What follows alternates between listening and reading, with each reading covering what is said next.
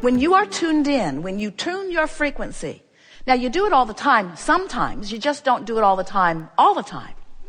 And we want you to know when you're doing it and know when you're not doing it, because when you know when you're doing it and know when you're not doing it, if you like it, you can do it more often. Especially when you understand what it is. So these things we want you to know. That which we call source, that which man often calls God, that which we refer to you as your inner being, that fullest part of you is always available to you right here, right now. But you have to do the tuning work, because the frequency of source is already set to a frequency, to a guiding light, to something that you have to work your way to. You have to feel your way to it, you see. So when you're thinking thoughts and they don't feel good, stop it. Or if you're thinking thoughts and they don't feel good, then try to find a thought that feels better.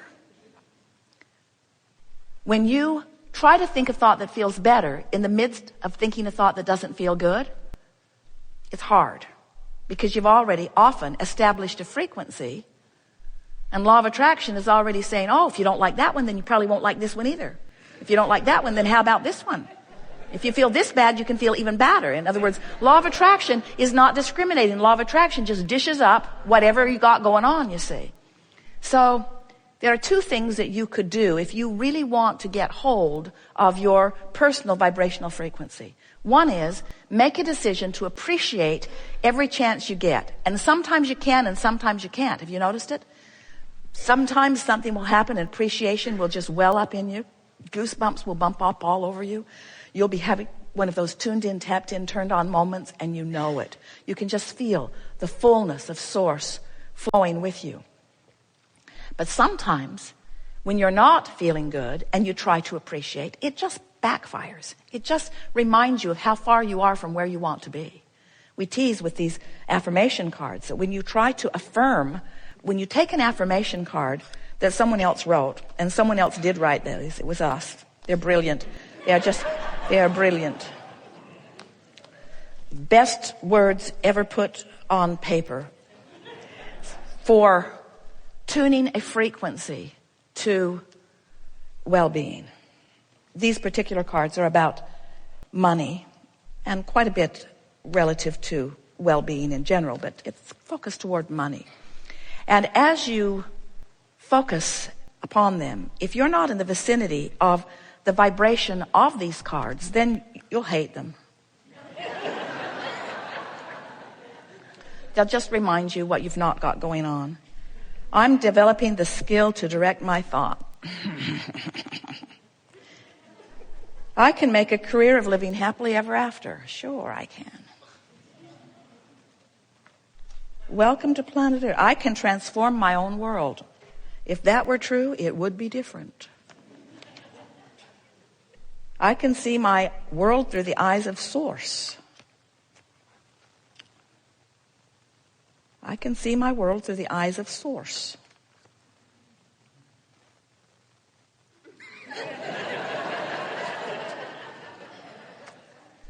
So if you're not in the vibrational frequency of these cards, they don't seem so brilliant. And affirming, all right, maybe I'm not focused enough. Life is always working out for me. I can earn money by doing what I love to do. They don't pay you for surfing.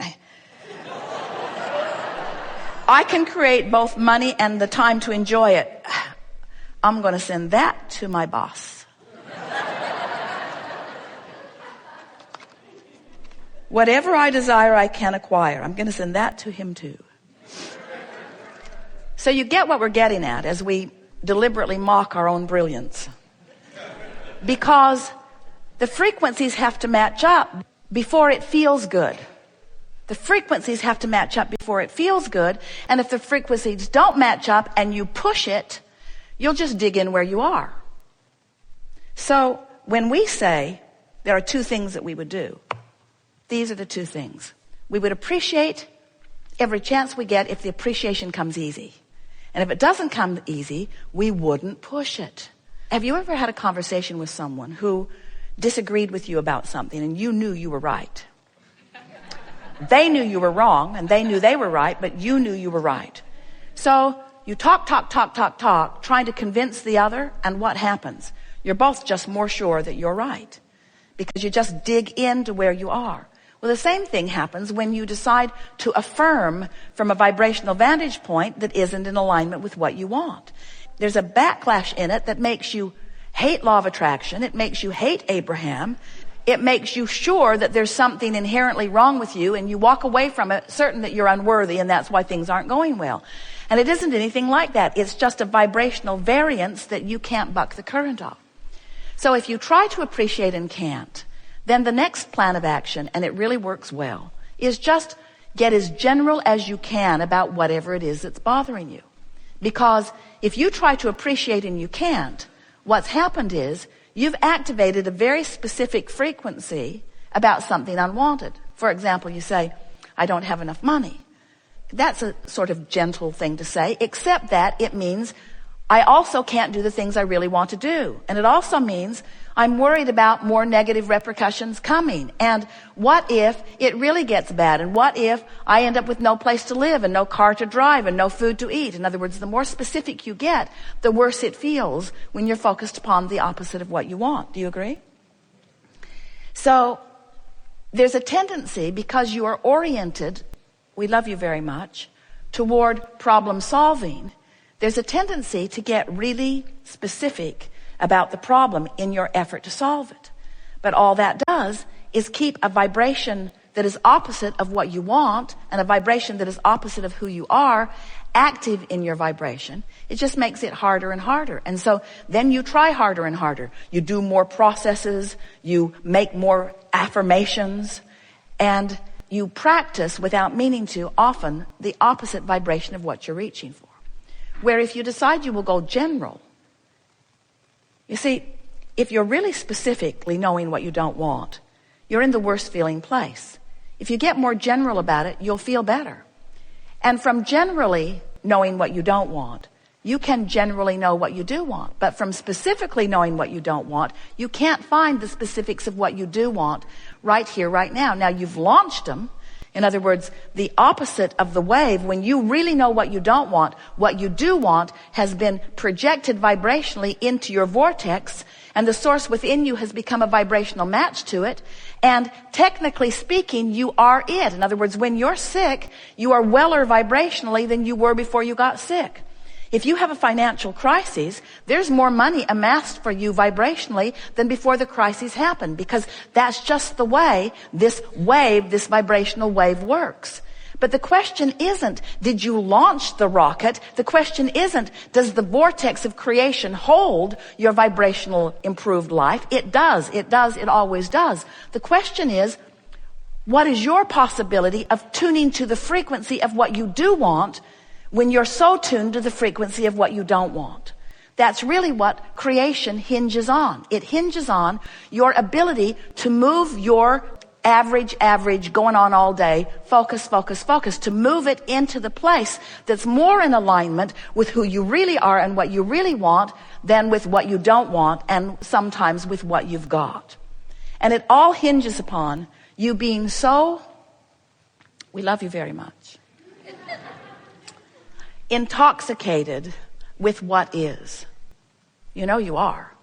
What is so real. And you think it's real because you can hear it and see it and smell it and taste it and touch it. So it's real. And not only can you, others can too.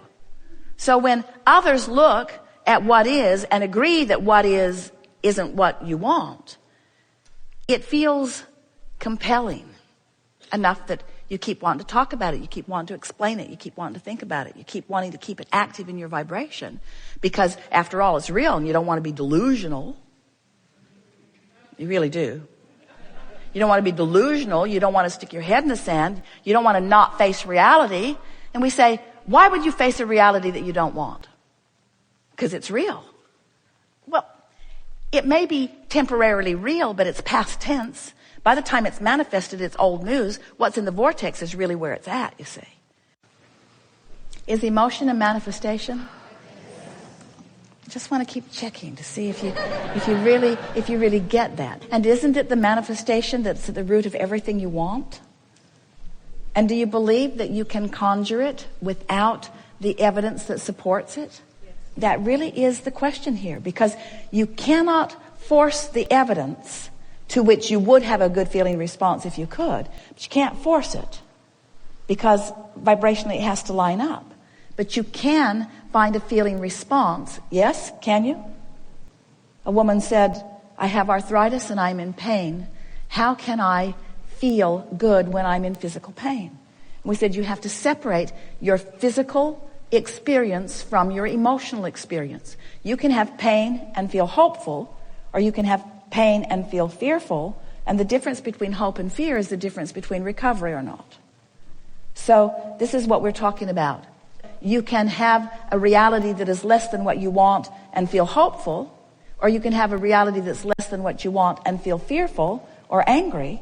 But the difference in those emotions is the difference between being in the vortex and allowing the vortex to kick in to orchestrate the manifestations. You following?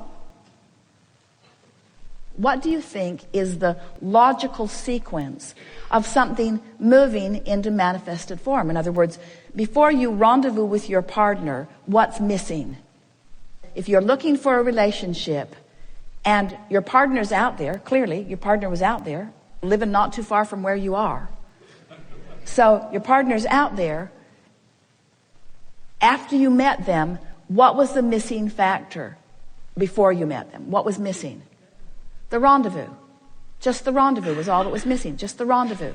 Just the allowing of the meeting. You see, if you will let the emotion be the manifestation that you're looking for rather than the meeting, if you'll let the emotion be what you're looking for and you find it, then the meeting is certain.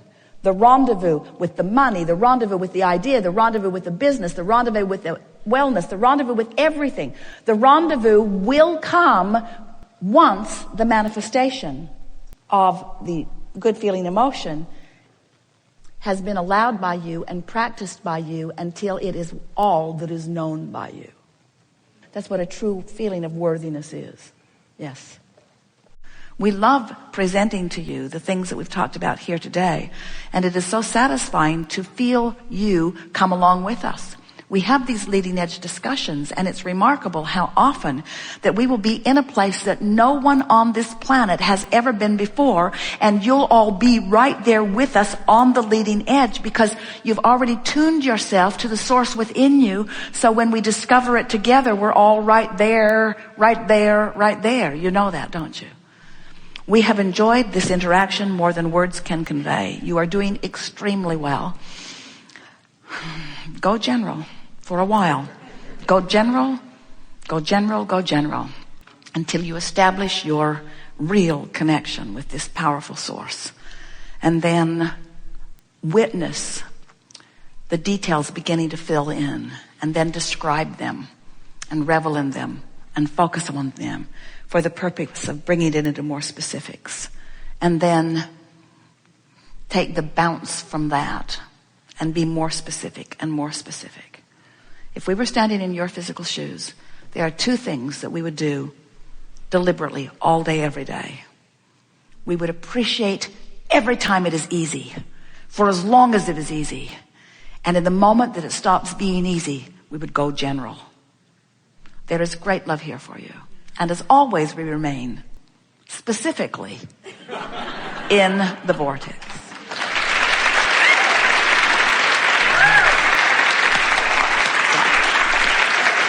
Thank you very much.